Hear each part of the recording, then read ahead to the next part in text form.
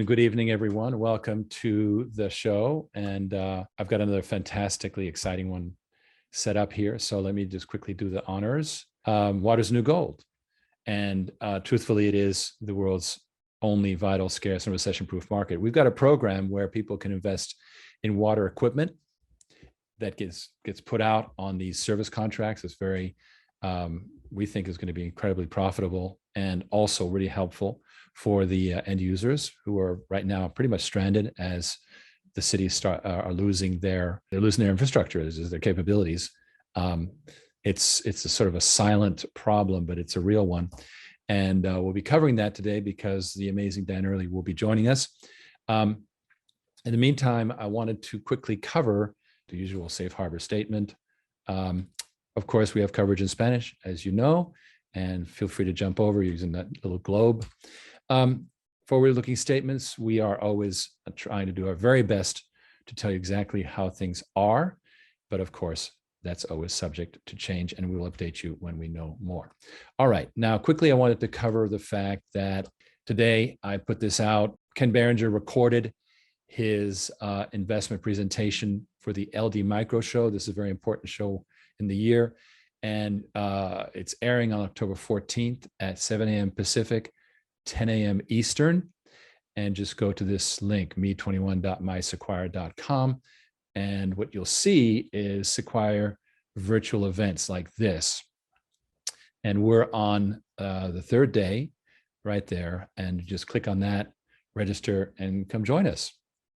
We'll be following up with some emails so you know more about it, but that's the story there. Good. All right, now I'm going to shift over to a couple of really great interviews that I did of investors. These interviews are a pleasure. It really is a pleasure talking to investors, old and new.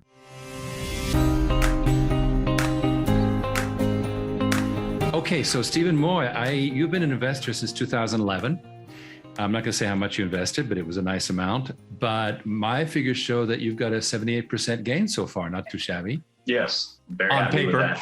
On paper. Yeah, on paper. Not actualized yet, but I'm hoping it's going to be a lot more soon. Amen. Thank you for that.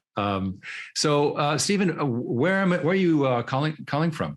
Right now, I'm stationed in North Carolina. I'm kind of all over, kind of originally from Virginia, but I've recently, for the last 9 years, I've been stationed in Eastern North Carolina as a service member in the United States Marine Corps. Well, thank you for your duty. That's amazing. I wanted to ask you a little bit about, first of all, what your investing experience has been with us. Obviously, there was a long period when, people were upside down, but then we figured things out. Tell me a little bit about it in your own words. Funny story, because it was one of those long, in the Marine Corps, you always have these long periods of 24-hour duties. So you have a lot of time to think about things. Right. And I came across Origin Oil way back in the day. And I was very interested in the technology. I was very interested in its future potential. And I read up on it, got in contact with the investing department with Origin Oil. And that's how I kind of started dabbling into as an unaccredited investor. But I also partook in a lot of common stock through brokerage firms as well. And I was really enthused about it. Through dabbling in common stock and the unaccredited investor, I started coming upside down. The company had been going through some changes, changed to Origin Clear eventually. But there was a long lull period where I was just upside down, and I was set to a point where I couldn't invest anymore to bring down my cost basis. Thankfully, when Ken came aboard and reinitiated contact with me, and he really reached out to me first, I didn't really reach out to him, and he offered me the finally a deal where I could actually get into the green, and started working with him and got the financials in order. And now, on paper at least, I'm up. So I'm very happy with that. And then I see now a clear vision forward. I see a lot more upside now than I did even 10 years ago. Wow, that is huge. What about is it in the vision, what do you see as how it's even better than the algae days? Trying to break into, big oil has always been kind of an uphill battle. It was kind of the Goliath, if you will. I have the tread marks. And this was prior to fracking, so that wasn't even a thing back then. I mean, we were talking about like oil shortages with the Middle East wars and whatnot. I saw it more as a kind of a national security thing. If we could just make our own oil instead of having to go drill it elsewhere, that was kind of my perspective on it. With the environmental benefits being kind of a secondary. Remember benefit. how the Navy was adopting biofuels at that point? Yeah, I remember. I read articles about that as well, and how they were just trying to derive it. But again, it was just really expensive. People were trying to shoot it down left and right, and never got to the point where it was the economies of scale never worked for it. Which I thought Origin Oil would have broken that mold, but with fracking and the cheapness of fossil fuels and gasoline, it kind of put the nail in that coffin. But I'm glad that we shifted using the same technology to the water industry, which again, like the just current events of Flint, Michigan, like being in North Carolina, learning all about the agricultural waste that comes off the pig farms, the chicken farms, and how it's polluting the rivers. And it's really causing a lot of damage to the local ecosystem because being on the coast, fishing is huge. So having that diversification has global impacts and not just in a kind of a big, because there's no big water other than just the region, just the major utilities. So this was kind of an untapped area. And then speaking with Ken about the models of when you first try to just sell the big products first, like just wholesale products, to kind of more of a leasal agreement, rental agreement, and with the eventual crypto adoption as the funding mechanism, that really opens up a lot of doors, especially if you can get that thing to work like it's a smart contract, like Ethereum or Cardano kind of contract, smart contracts. I think there's huge potentials with that, with investors all around the world and with projects. So as soon as it gets once the spark's lit and we get this flame going, then it's going to be unstoppable. Stephen, you study a lot on your 24-hour tours of duty. You do have a lot of time to yourself, and you do. It does take a while. You were talking about how Ken contacted you and kind of rehabbed your investment. I can't tell you how important that was for me. I have many friends to this day in the stock, and it felt horrible to have crammed everybody down, including myself. Somehow we got it through legal that we could do this sort of reset, shall we say.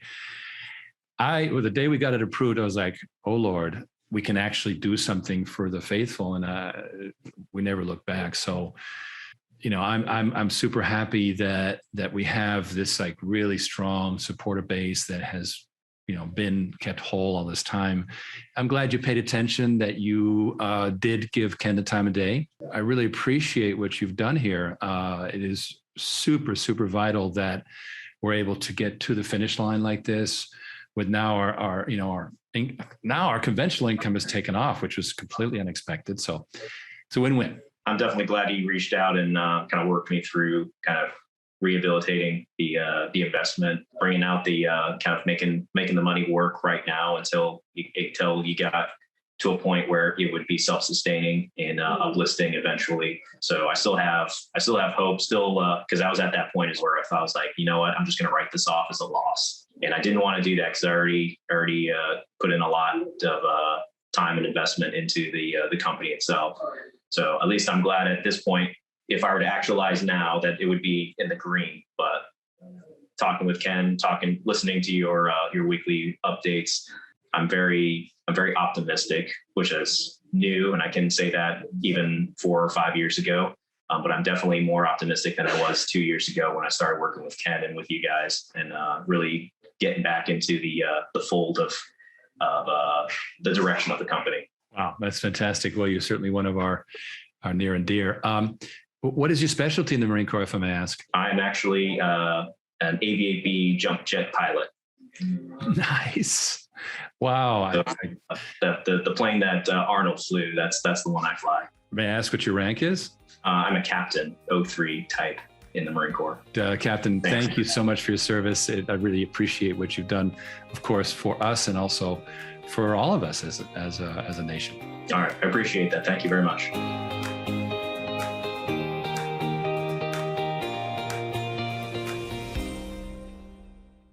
Dr. Ken Fernandez-Taylor, welcome, and thank you for taking this time with me.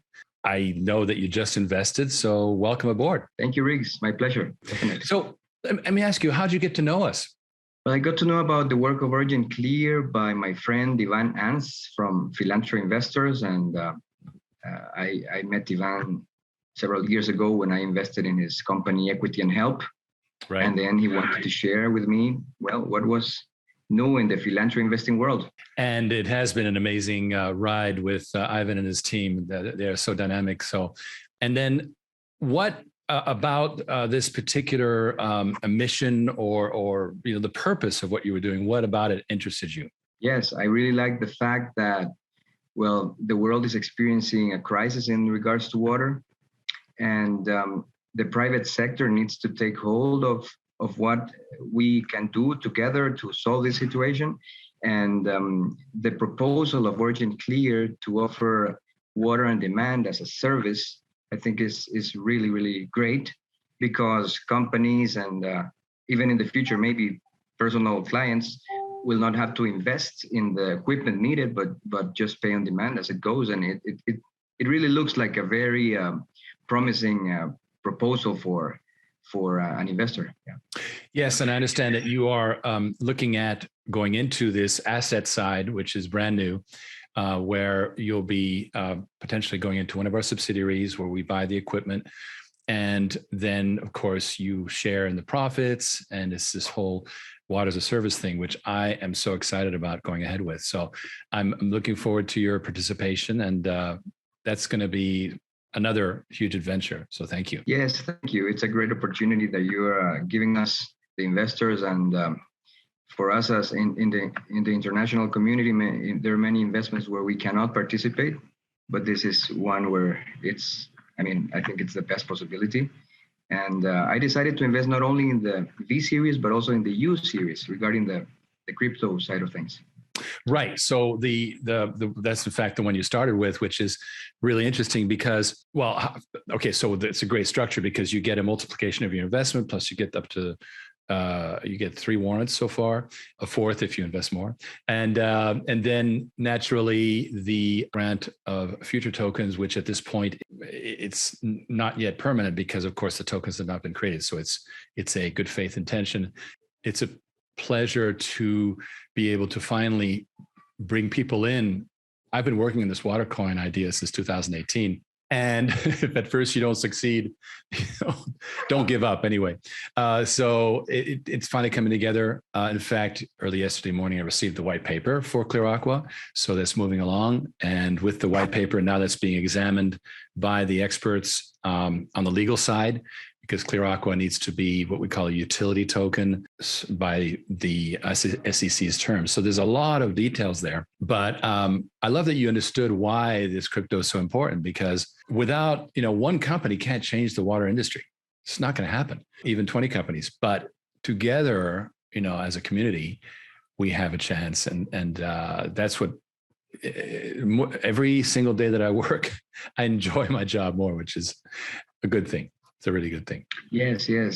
Just like Ivan, who is a great visionary and a great leader, I think you're also a great visionary, and your leadership will take this company to great success. As you were saying, getting to a point of a unicorn is not going to be easy, but it's on sight, I think, with this project. And you also mentioned that 5 years from now, every country will have its own cryptocurrency. My country, El Salvador, is already has Bitcoin as a legal tender. So it's, for me, it's like being a pioneer in this kind of investment. And I'm sure that 10 years from now, we're going to look back and it's going to be like amazing what's going to happen.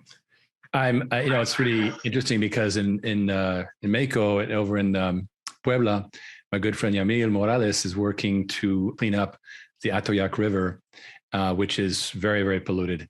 And that's a major, major project we're going to help him with. And these kinds of projects are huge, but they're vital. I mean, people's, I think it's something like 1.8 million people depend on that one river. And so it's so important what we're doing. And I so appreciate it. So I want to thank you for your investment. And I, of course, we'll be keeping you up to date on everything. And I look forward to seeing you invest on the asset side. And so we can do some of these water as a service type activities. So thanks again. And mil gracias. And I hope to be talking to you again soon. Gracias a ti, Riggs. Un gran placer. My great pleasure to be with you here this morning. Un gran placer igualmente, señor. So those are two really, really excellent investors. Frankly, I think we have some of the best investors in the world, and it's a pleasure being able to take care of them and do the right thing. I'm going to quickly now play a short clip from a UN video. This is President Bolsonaro of Brazil opened the UN Assembly, and I'm just going to play a very short beginning of it because it's very interesting from our point of view. On behalf of the General Assembly, I have the honor to welcome to the United Nations His Excellency Jair Messias Bolsonaro, President of the Federative Republic of Brazil, and to invite him to address the Assembly. Okay. Good morning, one and all. Mr. President of the General Assembly, Mr. Abdullah Shahid, Mr. Secretary General of the United Nations, Antonio Guterres, heads of state, heads of government, and other heads of delegation. Ladies and gentlemen, it is an honor to once again open the United Nations General Assembly. I come here to showcase a different Brazil vis-a-vis what is portrayed on newspapers or seen on television. Brazil has changed a great deal after we took office in January 2019. For 2 years and 8 months, we have had no concrete case of corruption. Brazil has a president who believes in God, respects the Constitution, values family principles, and is loyal to her people. And this is a lot. It is a solid foundation if we take into account that we were at the brink of socialism. Our state-owned enterprises used to incur financial losses in the billions of dollars in the past, whereas now they are profitable companies. Our development bank was used to serve as a conduit to finance public works in communist countries with no collateral guarantees. It is the Brazilian people itself who honors or had to honor these commitments and costs. All of that has changed. I present to you now a new Brazil whose credibility has already been recovered in the world. Brazil currently has the largest investment partnership program with the private sector in its history, a program that is already in place and fully underway, being implemented. So far, $100 billion have been contracted in new investments, and $23 billion have been collected in concession projects granted. In the infrastructure sector, we auctioned 34 airports and 29 port terminals to the private sector. We already have more than $6 billion in private contracts for new railways. We have also introduced the railway permit system, which brings our model closer to the US model. In just a few days, we received 14 applications for permits for new railways, amounting to nearly $15 billion in private investments.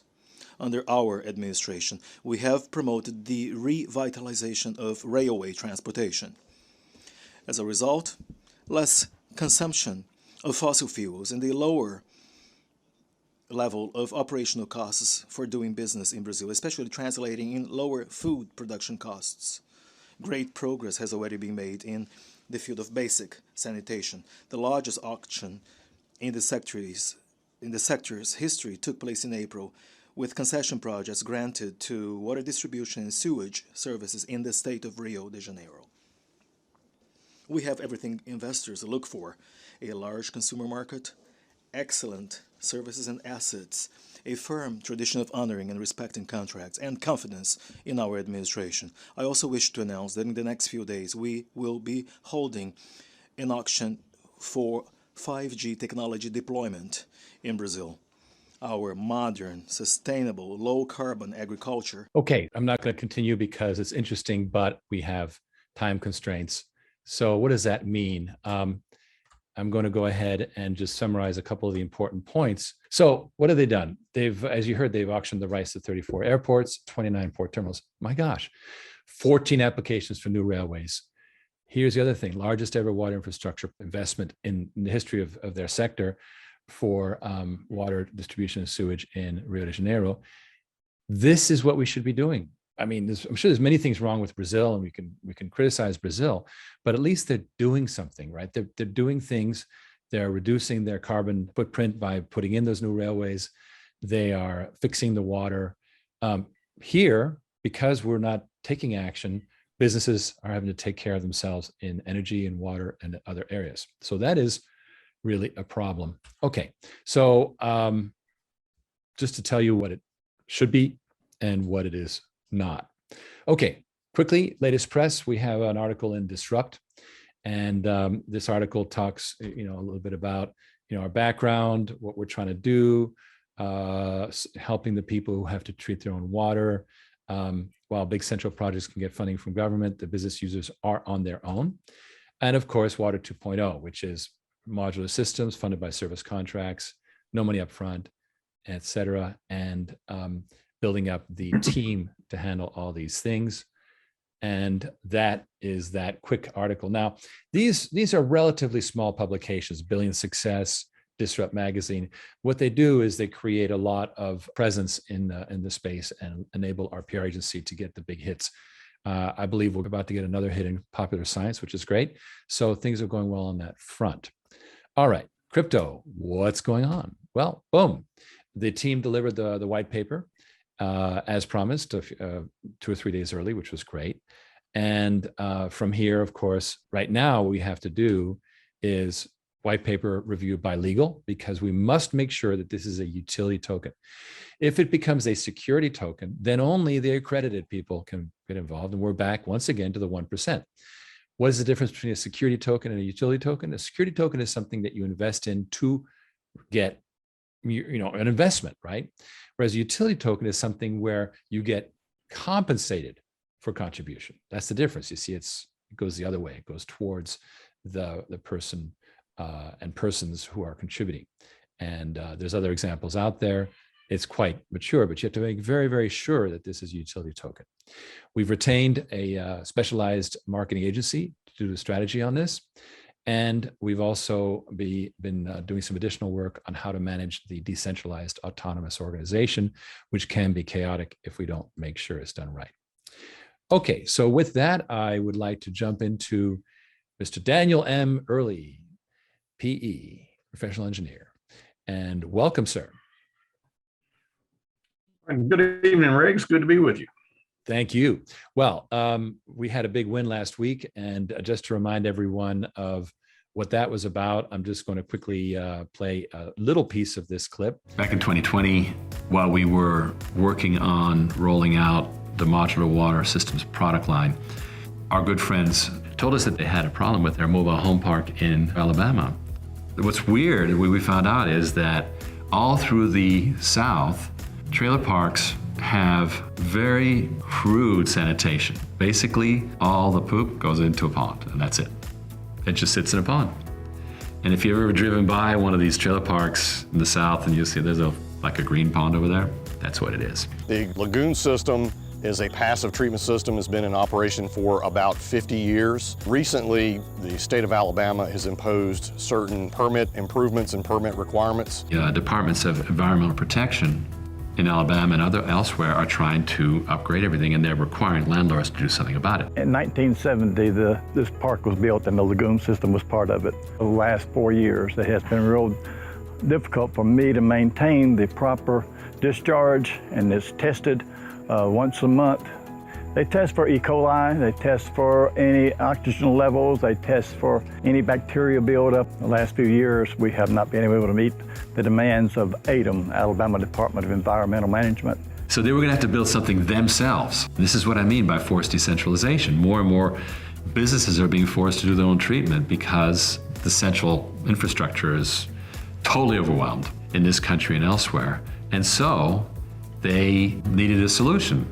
And it so happened that our brilliant Dan Early, the chief engineer, has a great technology. A porous, low temperature fired, highly porous ceramic. It can hold 80% of its volume in water.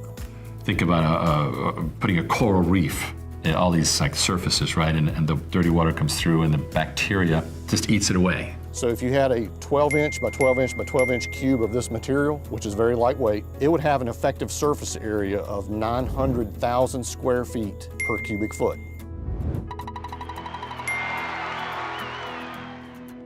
This product's called the Pondster, Pond Monster. Over time, you just park it by the side of the pond and run a tube through, and over a period of weeks or months, the pond just becomes clear. We have the man himself here. I'm not going to continue to play a video, but it was so cool. Like, 1 cubic foot is 900,000. I mean, Lord, that's amazing. So this is really a technology that is for disinfection and clarification. Am I right?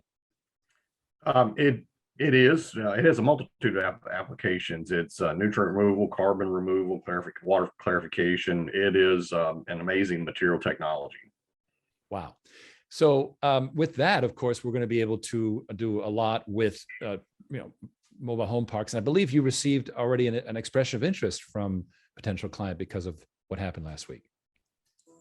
We have, I guess, with the announcements and going out across the internet and the World Wide Web. So we've had a number of inquiries in the last 7 days, a couple here in the last 2 days. So the word's getting out.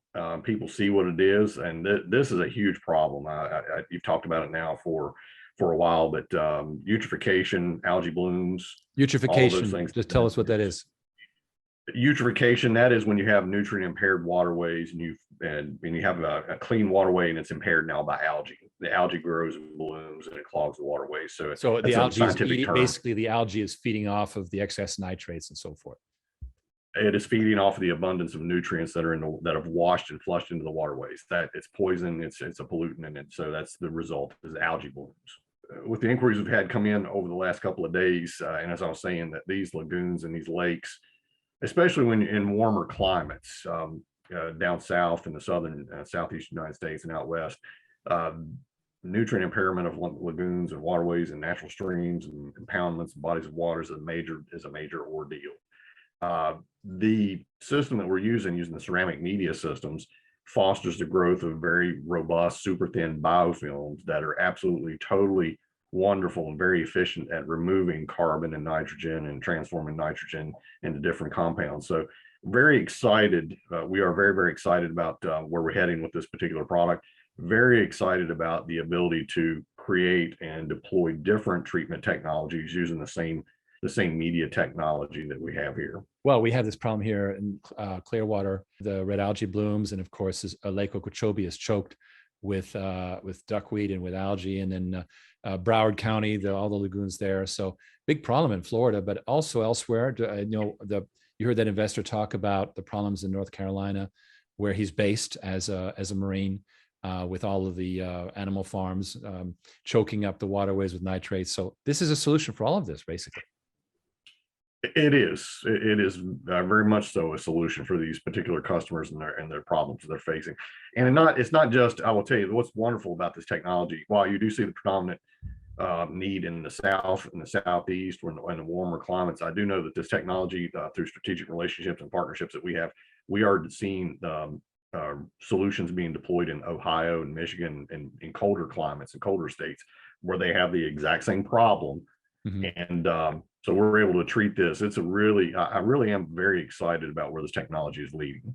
Well, that is so exciting. So now what we're talking about is the Pondster is being applied in these mobile home parks. There's also potential in real estate water features. And then finally, the big kahuna, in my opinion, is going to be animal farms, which have this huge problem.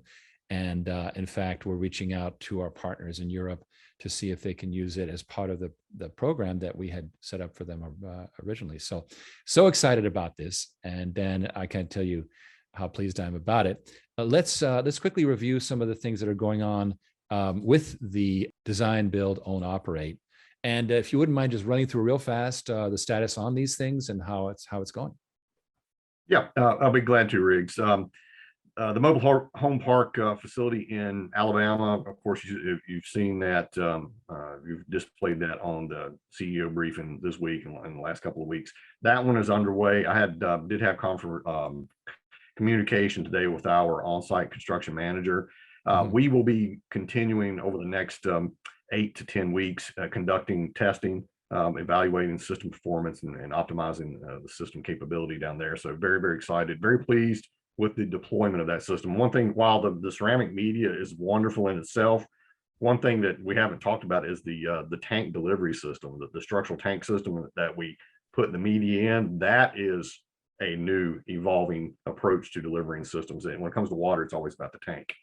Mobile home park customer in Pennsylvania, I am very happy to report that I do seriously believe that we will have contract in hand next week based upon communication we've had with the rep that we're working with up there.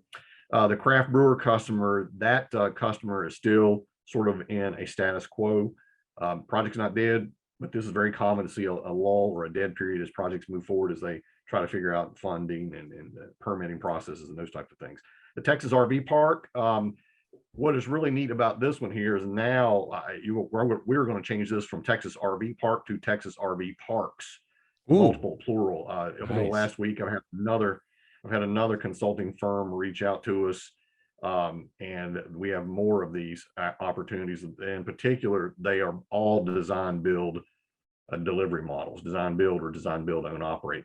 So very, very excited about that. The agri customer had new contact, updated fresh contact and touches with that customer again this week.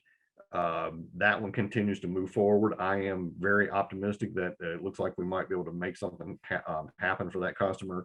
They like our approach. They like the technology. They like the reuse capability that we have. So we'll see where that goes. Campground prospect in the Midwest, we're basis of design. I am so tickled with that.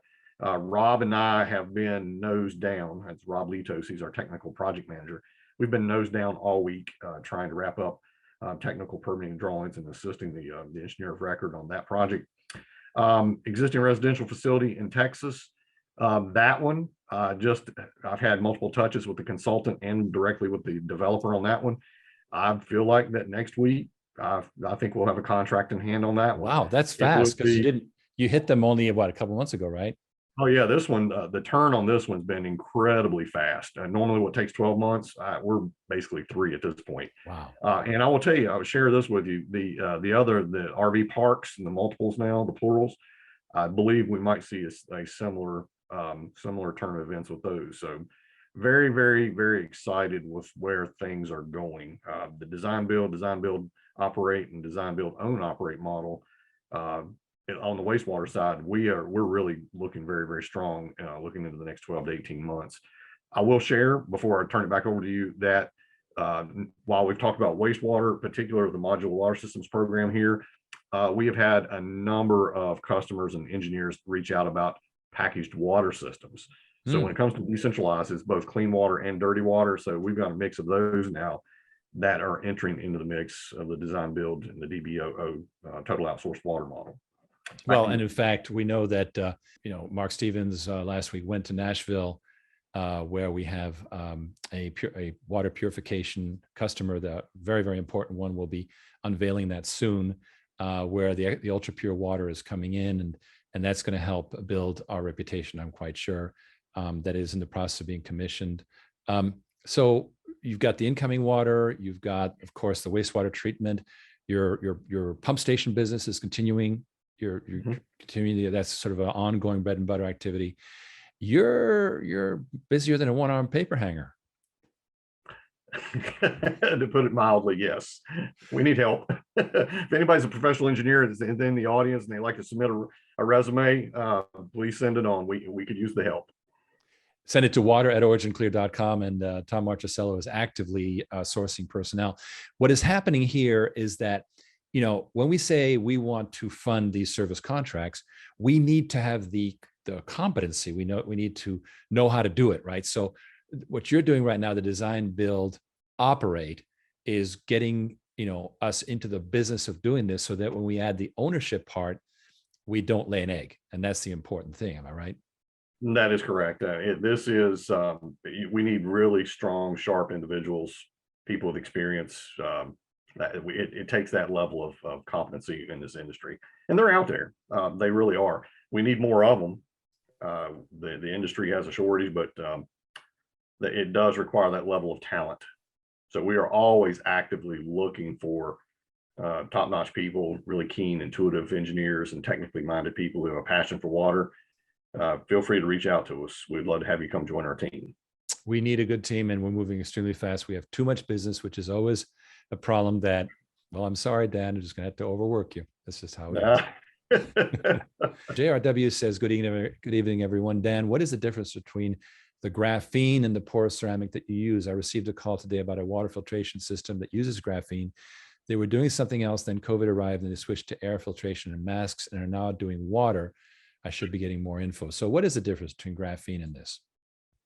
I'm not a graphene expert, but I do know a little bit about the technology. Graphene is a material that emerged out of the academic world here and the material science world over the last 10 years. It's a nanotechnology. Right. That is the one similarity with the ceramic media that we're using. Graphene is a carbon-based material. They can build and construct all types of shapes and structures. They can create porous materials. I see it more commonly being used in membranes and thin sheeting and that type of thing. The ceramic media, the porous ceramic media that we work with, it does have a nanotechnology capability. And the pores that are in the porous media, they are nanoparticle sized. They have extremely small pore sizes, and that's what's unique about that. And the ceramic media, we can cast it in just any kind of shape, big, small, intermediate, any complex geometry that you're looking at. We have the ability to do those types of things. So those are some of the fundamental differences in them. A little different media manufacturing technology, well, radically different between the two. Yeah, and I think that the ceramic is really well suited for hosting these biofilms, these bacteria populations. I think that's really where it excels. It is, and the ceramic media too is also very cost effective because we're leveraging existing manufacturing capabilities that are somewhat conventional, but we're using them in different ways through our strategic partnerships that we have. Graphene, still an emerging material manufacturing technology. It's still got some legwork and some evolution to undergo before I think you see it really super commercialized. Yeah, good promise for example, in desalination, I understand. Yes. And Paul Fetcher, one of our core investors, says, remember, I left engineering. Well, okay. Well, so Paul, now you're in real estate and you're investing in Origin Clear, so you're back in engineering. That's what I got to say to Paul. But nonetheless, that is the input we have from our friends in the chat. We're going to just continue with a couple more slides here. Of course, participating in our future. Remember that we are doing two major things. On the one side is our the funding that we use to develop the capabilities, just like we were talking about hiring more personnel and developing technology, et cetera, and doing these new things that is ongoing, and it's a sweet little offering. Then there is what we call the Series V, which is for funding the water equipment itself. Think of it as like being an oil well limited partnership. But here's the beautiful part.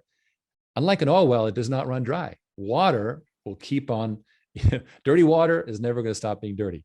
So I think that we got a better angle than fossil fuels for sure. And of course, we're doing more good, in my opinion. Also, Ken wants to say this. There is a money show on Tuesday, October 5th, 3:30 p.m. So previously I showed you the LD Micro on October the 14th. But before that, we have the October 5th, 3:30 p.m. Money Show. Just go to Money Show in Google and you'll find it. And we will send a link to all the attendees, of course. Ken Berenger is the man. He's the myth. He's the legend. And he knows exactly what's going on with these big offerings. We think that there's going to be a lot of exciting things happening with these equipment operational funds, and we'll be covering that more next week. So without further ado, I'm going to say, please do fill out the survey that shows up at the end of this. We do read them carefully. And I wanted to say also, Dan, that it's such a pleasure having you here tonight. I really love what you're doing. You know, we started with you in I think last week of June in 2018, and it's really coming together. The momentum is there, and now you're not sleeping, which is perfect. I love it. It's great. My wife will be in contact with you. I'll see that on the phone. Sorry, don't know what you're talking about. But we are working to beef up your area, and we really appreciate the hard work, my friends. So thank you so much. I wanted to tell everyone that it's been a great evening together talking. I hope you got a lot out of it. Please, invite your friends, send it to oc.gold/CEO. And we're going to keep having these exciting, every week it gets more exciting. And as the 4 layers, the basic layer being our custom systems, remember that $5 million deal that we got a little while ago? Second layer, the modular water systems, which scale up into mass assembly. Third layer being the water on demand, which is a DBOO, design, build, own, operate. And the final layer would be in the crypto. They're all activated.